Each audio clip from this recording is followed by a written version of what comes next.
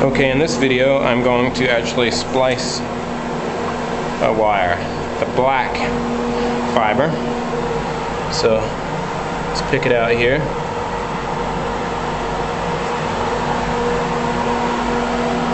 There it is. I'll shine my light on it. I like to wear this headlamp, but the camera is taking that place right now. I've actually got the camera rigged up to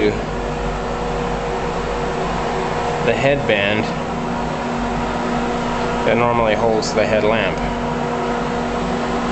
So there's the second fiber. And I've already wiped all the fibers down with alcohol, and I will again. But for right now, these cutters are very nice. Jonard JIC 375. Previously I've always used cutters that require to be held at a 45-degree angle, made by Miller. These ones I can actually take the whole length of fiber I need, strip it all off in one go, like that. See, there's a very thin buffer tube around this. I'm going to take off my light there. You can see the bare fiber there with scraps of, so here, a little alcohol, clean it off till it squeaks and you're sure that every bit of dirt is off it.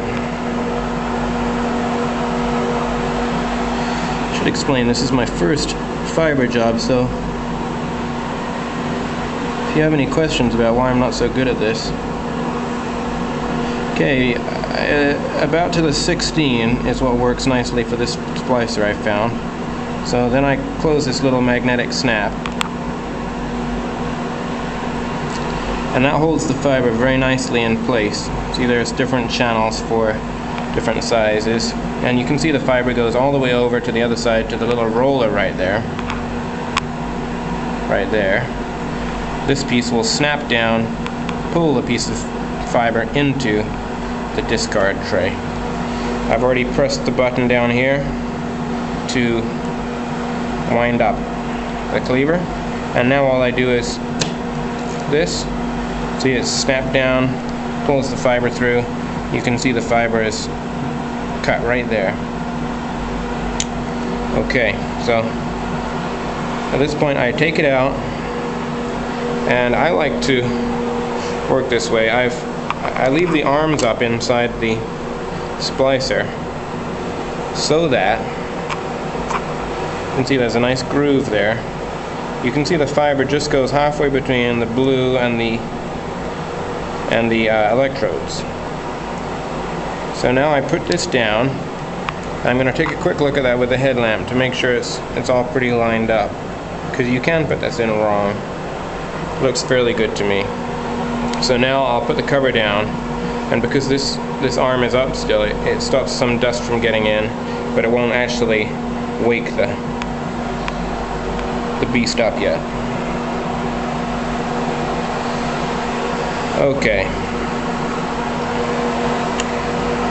Here's my second fiber. See it? And take the strippers again. I'm just eyeballing this in. It doesn't matter if I strip off slightly too much. Generally run over it twice.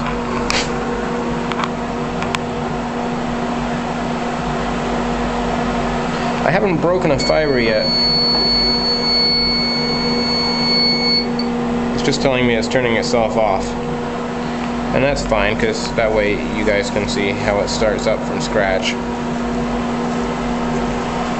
I spent a little bit of time setting up this camera, so it timed out its sleep cycle. So here we go again. The fiber, nice and shiny at the tip. You can see the fiber is basically the same size as the buffer tube. Very small buffer tube. So here I go. Oh, what I need to do is push this in, which loads everything back in place to do another cut. I bring that back to the 16, and you can see the fiber is really just on the edge of being acceptable there. It's just on the edge of the roller. So I'm going to give myself a little more, so for sure it will be caught by the roller. There you have it. And push down again.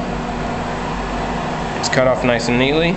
Hold it with one hand, undo the magnetic latch. There it is. So this one, at this point, I noticed that I have forgotten to put on the sleeve. You're supposed to put these sleeves on before you do the cleaving. That way any dirt that's in here doesn't get onto the tip of your fiber. However, as you can see, I didn't do that. I'm going to try it like this and see if it works.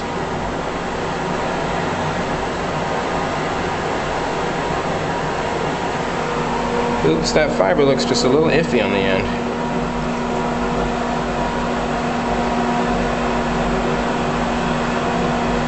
Well, maybe for the sake of being persnickety, I'll redo this one. I load this.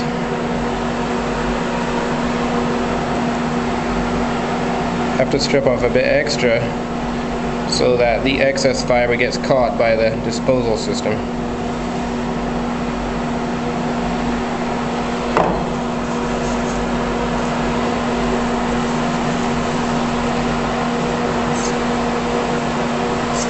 Clean it all off. Nice and squeaky clean.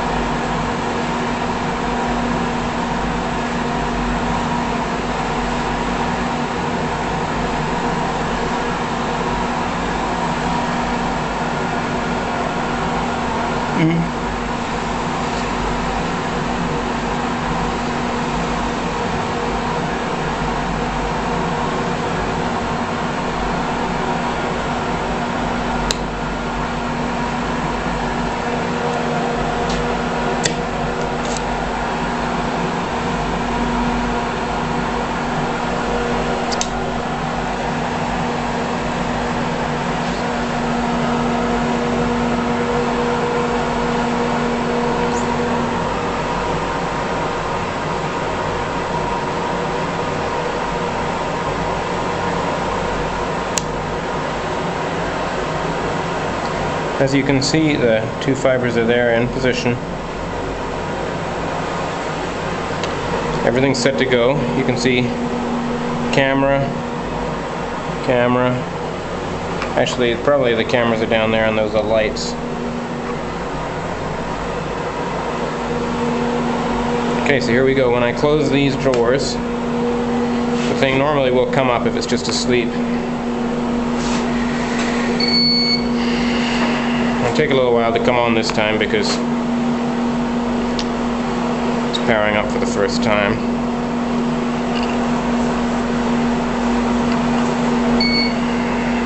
Ready. That wasn't too bad. So it's all set up. 60mm splices. That's the heater mode. And it's in automatic mode. And all you need to do is press the set button. It's really very simplistic.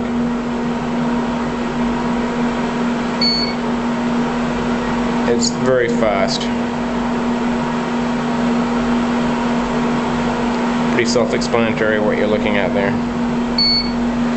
And I'm not sure how it estimates the loss to be 0 decibels. I guess the testing I'm going to be doing will bear that out or not. So, don't bother to turn it off because we'll need it on for the heating. It just goes into a sleep mode. I'll hold the fiber. You see the two sides kind of pull away like that? It calls that a proof test, and it stresses the fiber just a little bit in a very precise fashion to make sure that it really did take, or fuse, or whatever you like to call it. So here I have the the fiber. I pull it out, I slide the sleeve along it. I slip it into there, and I close this cover, pick up my light again. I gently put that in there, and by moving this back and forth you can see where the splice is inside to make sure you've got it centered. And you let it down again and press the heat button.